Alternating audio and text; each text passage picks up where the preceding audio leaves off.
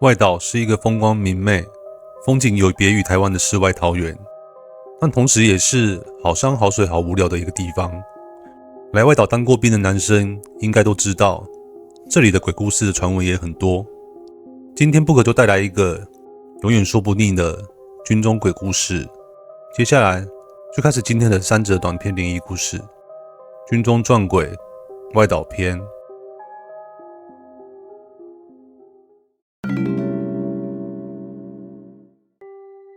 我当兵的年代已经是非常久远以前的事了。在外岛时，常听学长说以前两岸对峙的情况，时常发生水鬼摸哨的传闻。摸哨的意思就是，相传以前戒严时期，对岸的两栖蛙人，也就是俗称的水鬼，结业式就是来摸人头回去，或是割掉耳朵等，当做结业式的战利品回去。后来台湾戒严解除后，两岸局势比较和缓之后的摸哨都是改成过来拿个饮料或香烟等，当做替代的战利品。其实以前水鬼摸哨是真的常发生，外岛几乎都是以据点为居多。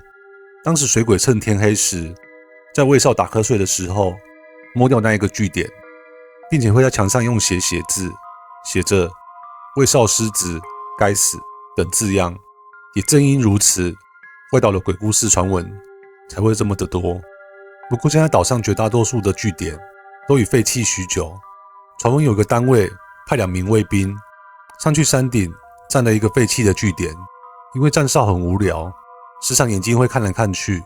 其中一名卫兵无意间看到自己的脚下有一颗人头正在看着他，他吓得赶紧冲下山去。还有，在外岛当兵禁止使用脸盆，理由很简单，就是以前对岸摸完哨会直接用脸盆装人的头。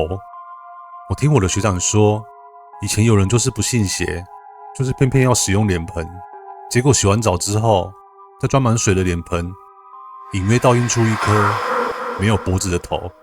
所以不管是迷不迷信，不分阶级，大家都很遵守这一项不成文的规定。再来就是我自己的鬼故事了。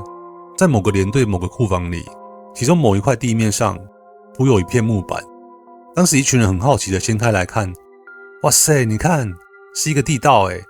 在好奇心的驱使下，我带着5、6位好奇的新兵一同进去地道里面探险。一刚开始进去，里面很窄，要用蹲的姿势缓缓的爬进去。一下去地道，感觉就像在吹冷气。当时地面上约30多度，但是地道里面很冷，大概只有20度左右的体感温度。走到某个地方时，有些人手电筒突然没电了，但是想说就先休息一下，等一下再上去上面。就在此时，奇怪的事情发生了。当时我总感觉好像有人拿土丢我的感觉。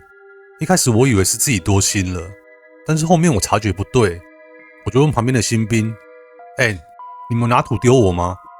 他们回答说，报告学长，我们哪敢啊，没有啊。什么？太奇怪了。我当下自言自语的说着。过了没多久，地道上面的土开始有脱落崩塌的现象。为了安全起见，我就叫新兵们赶紧离开地道。大伙一出去就弄得全身都是土。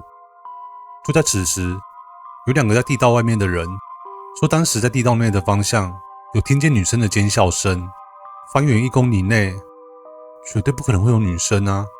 但是他们2个都同时很确认的说，真的听到很明显的女生笑声。后来才听到一位学长说，那个地道好像再走进去一点，地道上面好像是以前的乱葬岗，叫我们以后没事不要去乱走一些地道了。第2个故事是在部队的据点中，中山市的故事。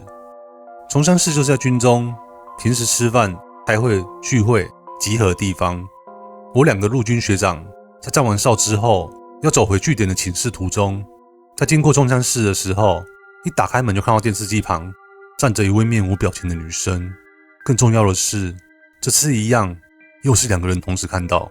前面有说过，我们据点方圆 1.5 公里内绝对不可能会有女生的存在，也不可能会有民众可以闯入据点里面的中山市，更不可能一动也不动的站在那边。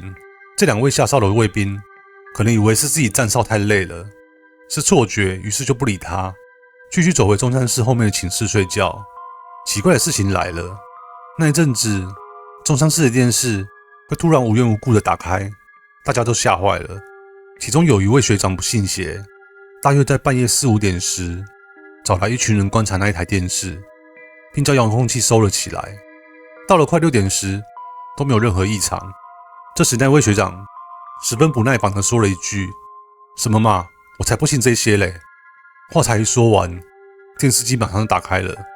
当时在现场的人全部傻眼，呆站在原地。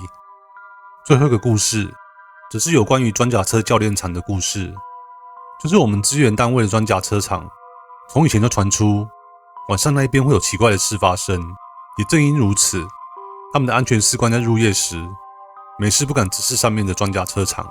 传闻有人看到半夜有16台装甲车，大灯同时打开，那个人吓到马上冲回寝室去。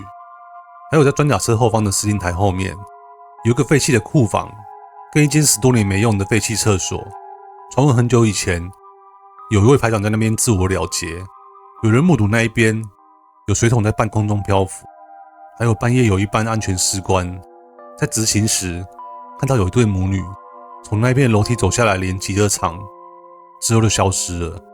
以上就是我服兵役期间在外岛遇鬼以及耳闻的恐怖经历。